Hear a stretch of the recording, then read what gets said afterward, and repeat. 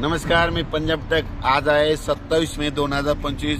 मी जात आहे मुंबई दादरला जात आहे आणि या ठिकाणून आपल्या महाराष्ट्रातल्या शेतकऱ्याला अंदाज देणार आहे। राज्यातल्या सर्व शेतकऱ्याला सांगू इच्छितो की आणखी 27, 28, 29, 30 तारखेपर्यंत राज्यात भाग बदलत जोराचा पाऊस पडणार आहे, मुसळधार पडणार आहे म्हणून हा अंदाज लक्षात घेतला। पण राज्यातल्या सर्व शेतकऱ्याला सांगू इच्छितो की तुमच्यासाठी आनंदाची बातमी की तुमचे शेतीचे कामं करण्यासाठी 1 जून पासून ते 6 जून पर्यंत राज्यात सूर्यदर्शन घडणार आहे म्हणून हा अंदाज लक्षात येतात। राज्यातल्या सर्व शेतकऱ्याला सांगू इच्छितो की तुम्ही काय करा, 6 तारखेपर्यंत 6 जून पर्यंत शेतीचे कामं आटपून घ्या, कारण की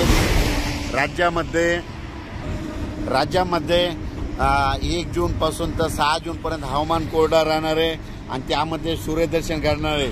तुम्ही शेतीची कामे करा, कारण की राज्यामध्ये 7 जून नंतर परत थोडा पाऊस वाढण्यास सुरुवात होणार आहे म्हणून हा अंदाज लक्षात येतो। राज्यातल्या सर्व शेतकऱ्याला सांगू इच्छितो की 30 मे पर्यंत राज्यात दररोज भाग बदलत मुसळधार, कुठं अतिमुसळधार, कुठं रिमझिम पाऊस पडणार आहे म्हणून हा अंदाज लक्षात येतो। पण राज्यातल्या सर्व शेतकऱ्याला सांगू इच्छितो की पाऊस खूप झाला, जमिनीमध्ये ओल भरपूर आहे, पण पेरणीसाठी आपल्या शेतात दुरुस्त नसल्यामुळं सर्व शेतकऱ्याला एक आनंदाची बातमी की म्हणजे तुमच्यासाठी वरून राज्या 5 ते 6 दिवस म्हणजे 1 जून पासून तर 6 जून पर्यंत रजेवर जाणार आहे, म्हणजे तुम्हाला शेती कामं करण्यासाठी वेळ देणार आहे। तुम्ही त्या 6 जून पर्यंत शेतीचे कामे करून घ्या, कारण की राज्यात 7 जून नंतर दररोज पाऊस वाढण्यास सुरुवात होणार आहे। म्हणजे 7 जून नंतर 7ला थोडा वाढणार आहे, 8ला परत वाढत जाणार आहे, 9ला परत वाढत जाणार आहे, म्हणजे असा पाऊस वाढत जाणार आहे म्हणून हा अंदाज लक्षात येतो। राज्यातल्या सर्व शेतकऱ्याला परत सांगतो की हा पाऊस 30 मे पर्यंत दररोज पूर्व विदर्भ, पश्चिम विदर्भ, दक्षिण महाराष्ट्र, उत्तर महाराष्ट्र, कोकण पट्टी, खानदेश, मराठवाडा या भागात पडणारच आहे।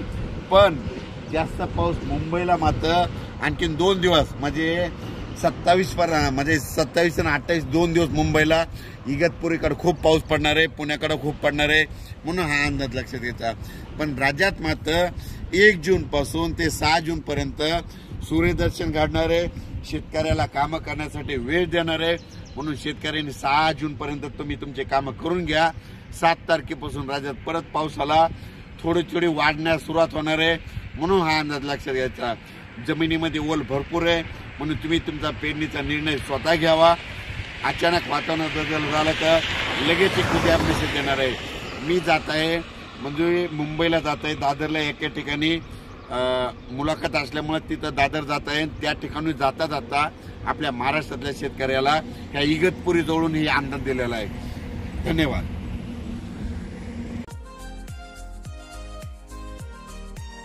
असे नवनवीन व्हिडिओ पाहण्यासाठी आजच कृषी चर्चा फेसबुक पेजला लाईक करा आणि व्हिडिओ आवडला असेल तर नक्की शेअर करा।